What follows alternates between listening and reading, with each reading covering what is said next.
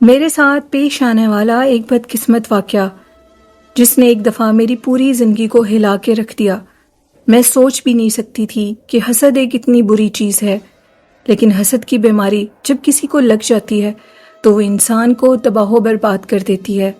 یقین مانے جو حسد کرتا ہے وہ حسد کی آگ میں دن رات جل رہا ہوتا ہے۔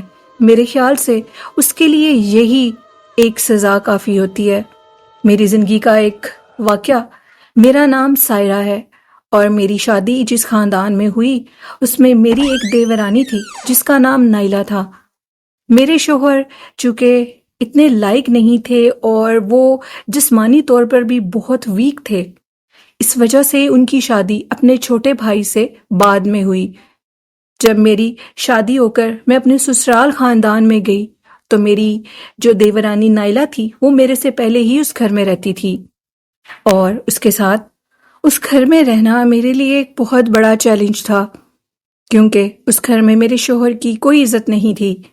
میرے شوہر کے چھوٹے بھائی اور ان کی بیویاں میرے شوہر کو بہت حقارت کی نظر سے دیکھتے تھے، اور کہیں نہ کہیں میرے شوہر کے والدین بھی ان کے ساتھ کچھ نہ کچھ ایسا کر دیتے تھے اپنے باقی بچوں کے پیچھے جس سے ان کا دل بہت دکھتا تھا۔ خیر، مجھے اپنے شوہر کو ایک نئے طریقے سے ایک نیا انسان بنانا تھا۔ میں ان کو ہر چیز سمجھاتی تھی۔ ہر چیز سمجھانے کے بعد میں نے ان کو اس طرح کا انسان بنایا کہ ان کے اندر ایک کانفیڈنس پیدا ہوا، اور پھر اس کے بعد انہوں نے اپنی ایک شاپ بنائی، اور اس شاپ میں ماشاءاللہ میرے خامد کو اتنی کامیابی آئی جو کہ میں سوچ بھی نہیں سکتی تھی۔ ان کو دیکھ کر میں بہت خوش ہوتی تھی، جس سے میری دیورانی نائلہ بہت زیادہ جیلس ہوتی تھی۔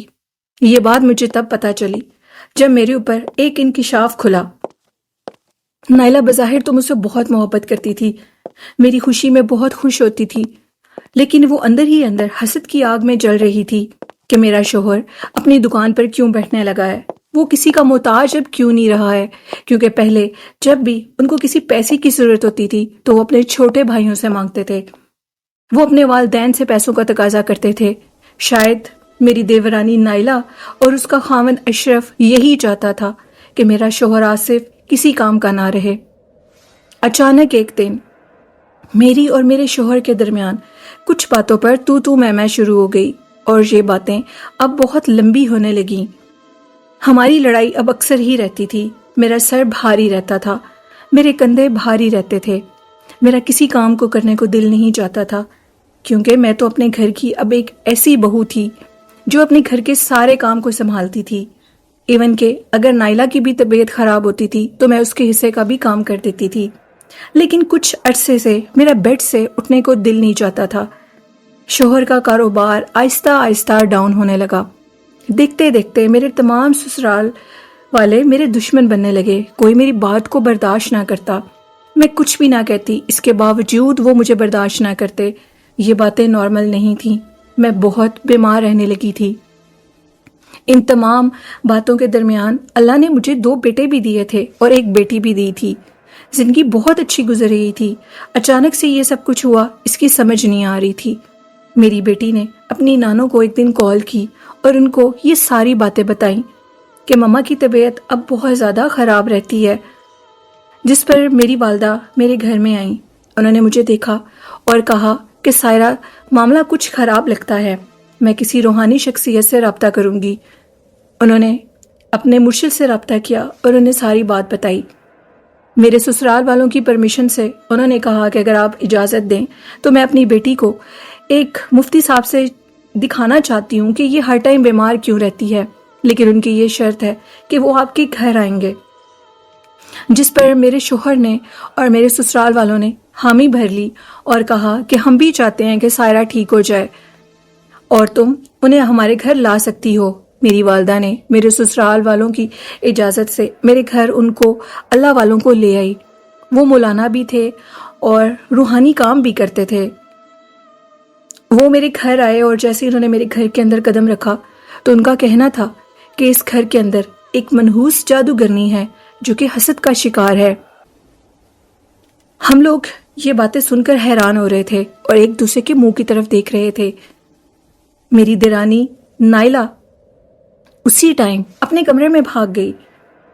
انہوں نے کہا کہ مجھے سائرہ کے کمرے کی ساری تلاشی لینی ہے۔ سائرہ کے کمرے میں کچھ نہ کچھ ایسا ضرور ہے جو ہر ٹائم سائرہ کو بیمار کر رہا ہے۔ انہوں نے پڑھائی پڑھنی شروع کی، اور جیسے وہ پڑھائی پڑھتے گئے ان کو میرے بیڈ کے نیچے سے کچھ تعویذات ملے جو کہ میرے بیڈ کے ساتھ لگائے ہوئے تھے۔ ان تعویذات کے اوپر باقاعدہ طور پر میرا اور میرے شوہر کا نام لکھا تھا، میرے بچوں کا نام لکھا تھا، جس کی وجہ ناکامی تھی۔ انہوں نے وہ تعویذ نکالے اور اب انہوں نے ہمارے صحن کے اندر بیٹھ کر پڑھائی پڑھنی شروع کر دی۔ اس پڑھائی میں انہوں نے جو عمل کیا اس میں وہ بھاگ کر فوراً نائلہ کے کمرے کی طرف گئے۔ جیسے وہ نائلہ کے کمرے کی طرف گئے، جو کہ میری دیورانی تھی، اس نے اپنے کمرے کو لاک لگایا تھا، وہ دروازہ نہیں کھول رہی تھی۔ مولانا صاحب بول رہے تھے کہ دروازہ کھولو، لیکن وہ بس ضد تھی، دروازے کو نہیں کھول رہی تھی۔ بہت مشکل سے میرے شوہر نے، میرے سسر نے، میری ساس نے اس سے وہ دروازہ کھلوایا۔ جیسے ہی دروازہ کھلا تو وہ مولانا صاحب اس کے کمرے کے اندر کھڑے ہو کر پڑھائی پڑھنے لگے، اور اپنی آنکھوں کو بند کر کر جو کچھ بھی پڑھ رہے تھے وہ پڑھتے پڑھتے انہوں نے نائلہ کے کمرے کے دروازے کو بند کر لیا۔ جیسے ہی نائلہ کے کمرے کے دروازے کو بند کیا تو اس کے پیچھے اس نے ایک ڈال لگائی تھی، جو کہ کہتے ہیں کہ لبوبو ڈال سے ملتی جلتی تھی۔ اس کے اندر اس نے کالے جادو کے کچھ تعویذات اور 2-3 سوئیں سر میں لگائی تھیں۔ وہ ڈال دیکھنے کے بعد سارے گھر والے حیران رہ گئے، اور ان کا کہنا تھا کہ یہ کیا ہے، جس پر وہ اونچی آواز میں چیخنے لگی۔ مولانا صاحب نے اس ڈال کو اتار لیا، جو کہ لبوبو ڈال تھی۔ اس کو اٹھانے کے بعد انہوں نے ہمارے صحن کے اندر رکھ کر اس کو آگ لگا دی۔ جیسے ہی اس کو آگ لگائی تو نائلہ کی چیخنے کی آوازیں آنے لگیں۔ نائلہ زور زور سے چیخ رہی تھی اور چیخ کر یہ کہہ رہی تھی کہ مجھے معاف کر دو، ہاں میں نے یہ سب کچھ حسد میں کیا ہے۔ میں اپنی جیٹھانی سے بہت زیادہ حسد کرنے لگی تھی، آخر اس کا شوہر میرے شوہر سے زیادہ کامیاب کیسے ہو گیا ہے۔ اس حسد کی وجہ سے وہ اپنے ہی خاندان کی ایک دور پار کی جاننے والے کے پاس گئی۔ یہ لفظ نائلہ اپنے منہ سے بول رہی تھی، اور اس کو جا کر اپنے حسد کی ساری کہانی بتائی۔ تو اس نے اس کو وہ لبوبو ڈول کا ایک بت بنا کر دیا، اور اس میں کچھ سوئیاں لگا کر دیں، اور اس کا یہ کہنا تھا کہ یہ لبوبو ڈول اپنے ساتھ بہت زیادہ شیطانی چیلے رکھتی ہے، اور اس کو لے جاؤ، اس کے چیلے اس کے پیچھے آ جائیں گے۔ اس کے اندر اس نے کچھ تعویذات بھی لگائے تھے۔ یہ سارے لفظ بولنے کے بعد میری دیورانی گری اور بے ہوش ہو گئی، اور اس کے بعد وہ 2 سے 3 دن لگاتار بے ہوش رہی۔ ڈاکٹرز کے پاس اس کو لے جایا گیا، کوئی ڈاکٹر بھی اسے ہوش میں لانے میں کامیاب نہیں ہو رہا تھا۔ کچھ ڈاکٹرز کا کہنا تھا کہ شاید وہ کومے میں چلی گئی ہے، لیکن 3 دن کے بعد اس کو ہوش آئی، اور وہ اپنی زبان کھو بیٹھی تھی، اس کی آواز بند ہو گئی تھی، وہ بول نہیں پا رہی تھی۔ مولانا صاحب نے کہا کہ جو کالا جادو اس نے تمہاری بیٹی کے اوپر کیا ہے، وہ کالا جادو اس کے اوپر واپس آ گیا ہے۔ یہ تمام جو اس کے ساتھ ہوا ہے، یہ انجام تمہاری بیٹی کا کرنا چاہتی تھی، اس کی زبان کو بند کرنا چاہتی تھی، اور آخر میں اس کو موت کے گھاٹ اتارنا چاہتی تھی۔ اس ڈول کے اوپر جو سوئیاں لگی تھیں وہ ایک زبان کے اوپر اور ایک سر کے اوپر تھی۔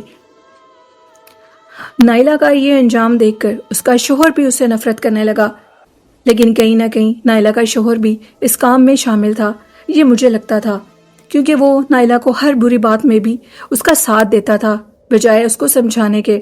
جن دنوں میں نائلہ نے ہم پر یہ کالے جادو کا وار کیا، ان دنوں میں ہمارے گھر میں چھوٹے چھوٹے قد کے بونے جنات نظر آتے تھے، جو کہ بالکل لبوبو ڈول کی شکل کے تھے، لیکن ان کی ہائٹ ایک 5 سال کے بچے جتنی تھی۔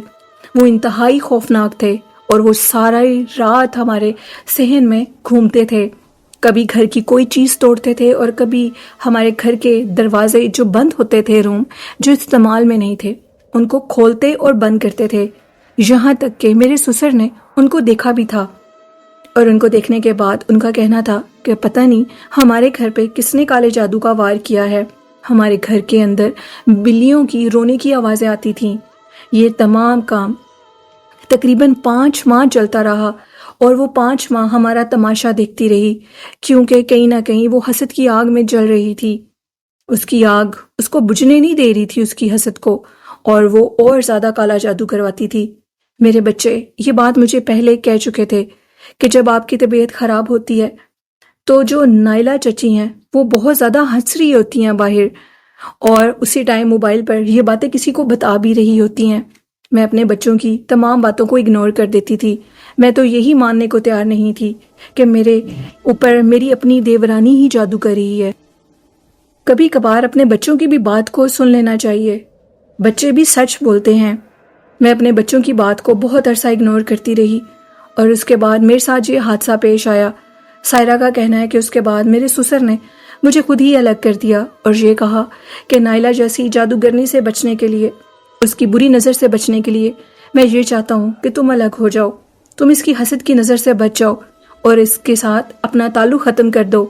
لیکن اس کے باوجود میں نے اس سے تعلق تو ختم نہیں کیا۔ میں اب بھی اپنے سسر کے گھر جاتی ہوں، اپنے سسرال خاندان میں جاتی ہوں، لیکن نائلہ جب اس کو تمام لوگ دیکھتے ہیں کہ ایک حسد کا اتنا برا انجام ہو سکتا ہے کہ اس کی زبان ہی ختم ہو گئی، تو لوگ خوف زدہ ہو جاتے ہیں۔ سائرہ کا کہنا ہے کہ یہ کہانی جو میں آپ کو سنا رہی ہوں، یہ تمام لوگوں کے لیے ایک سبق آموز کہانی ہے۔ حسد ایک دفعہ تو بہت زور پکڑتا ہے۔ حاسد انسان کی بہت سی نشانیاں ہوتی ہیں۔ وہ جسے حسد کرتا ہے اس کی اچھی چیز کو بھی برا کہتا ہے، اس کی ہر خوشی سے جلتا ہے، اور آخر میں اس کا انجام کالا جادو ہوتا ہے۔ جب وہ اپنے اس حسد سے، ان باتوں سے، اس کی اچھی چیزوں کو برا کہنے سے بھی اس کا کچھ نہیں بن رہا ہوتا، کیونکہ اللہ اس انسان کو اور کامیابیاں دے رہا ہوتا ہے، تو حاسد پھر کالے جادو کا سہارا لیتا ہے، کیونکہ حاسد وہ انسان ہوتا ہے جو بہت بزدل اور کمزور ہوتا ہے۔ وہ اللہ سے بھی نہیں ڈرتا، کیونکہ اللہ جس کو جو دیتا ہے وہ اپنی مرضی سے دیتا ہے۔ اس پہ کسی کو بھی حسد نہیں کرنا چاہیے، بلکہ اسے دیکھ کر ہمیشہ یہ کہنا چاہیے نالا کل شیء قدیر، کہ اللہ ہر چیز پر قادر ہے، جس کو جو چاہے عطا کرتا ہے۔ یہ لفظ بولنے سے اللہ آپ پر بھی راضی ہوگا اور آپ کو بھی وہ سب کچھ دے گا جو اللہ اس انسان کو دے رہا ہے۔ لیکن کبھی بھی اپنی زندگی میں حسد نہ کریں۔ نائلہ نے جو اپنی جٹھانی سائرہ کے ساتھ کیا، ایسا کبھی بھی کوئی نہ کرے۔ سائرہ کا یہ بھی کہنا تھا کہ ہمیں یہ بھی لگتا تھا کہ میرے شوہر کے اوپر شروع سے ہی جادو نائلہ نے کروایا تھا، کیونکہ نائلہ میرے شوہر کی ماموں کی بیٹی تھی، اور وہ شاید میرے شوہر سے شادی کرنا چاہتی تھی، جس کی وجہ سے انہوں نے اس کے اوپر کالا جادو کروا دیا، کیونکہ نائلہ کا رشتہ آلریڈی میرے دیور کے ساتھ پہلے سے ہی طے تھا، اور وہ میرے شوہر کو پسند کرتی تھی، جس کی وجہ سے اس نے میرے شوہر کے اوپر کالا جادو کروا دیا۔ وہ شروع سے ہی بالکل بیمار رہتے تھے، کچھ بھی نہیں کرتے تھے۔ کہیں نہ کہیں نائلہ ان سے بھی اپنا حسد کا بدلہ لے رہی تھی کہ اگر یہ میرا نہیں ہوا تو یہ کسی کا بھی نہ ہو۔ اور اس کے بعد ایک دیورانی کا حسد کرنا اتنا مہنگا پڑ سکتا ہے۔ بے شک میں ٹھیک ہو گئی، میں اللہ کا شکر ادا کرتی ہوں، لیکن ان دنوں میں جو میں نے تکلیفیں سہیں، 6 سے 7 ماہ میرے بچوں نے تکلیف سہی، جس سے ان کو لگتا تھا کہ جیسے میں کبھی بچوں گی نہیں۔ میری حالت اتنی خراب تھی۔ میرے شوہر بھی بیچ میں بہت بیمار ہو گئے تھے، وہ کسی کام کو ہاتھ نہیں لگاتے تھے، ان کی شاپ بند ہو گئی تھی۔ ان کا کہنا تھا کہ اگر میں اپنی شاپ کی طرف جاؤں تو مجھے عجیب و غریب وسوسے آتے ہیں، میں اپنی شاپ کو کھول نہیں سکتا۔ یہ ساری باتیں میں نے فیس کی، لیکن میں نے ایک پل کے لیے بھی نائلہ کو بد دعا نہیں دی، نائلہ کا برا نہیں کیا، اس لیے کہ شاید اللہ سب سے بڑا منصف ہے، اور وہی ایسے حاسد لوگوں سے اپنے ان بندوں کا بدلہ لیتا ہے جو کسی کا برا نہیں کرتے۔ اس لیے زندگی میں یاد رکھیں، کبھی آپ سے کوئی حسد کرے تو بہت خوبصورتی سے اس سے کنارہ کشی کر لیں، کیونکہ اللہ بخوبی جانتا ہے کہ حاسد کے ساتھ کیسے نپٹا جاتا ہے۔ حاسد انسان سے اللہ اور اس کے رسول صلی اللہ علیہ وسلم بھی نفرت کرتے ہیں۔ تو یہ کہانی تھی ایک حاسد عورت کی۔ اس کہانی سے آپ نے کیا سبق حاصل کیا؟ کمنٹ باکس میں اپنی رائے ضرور دیجیے گا۔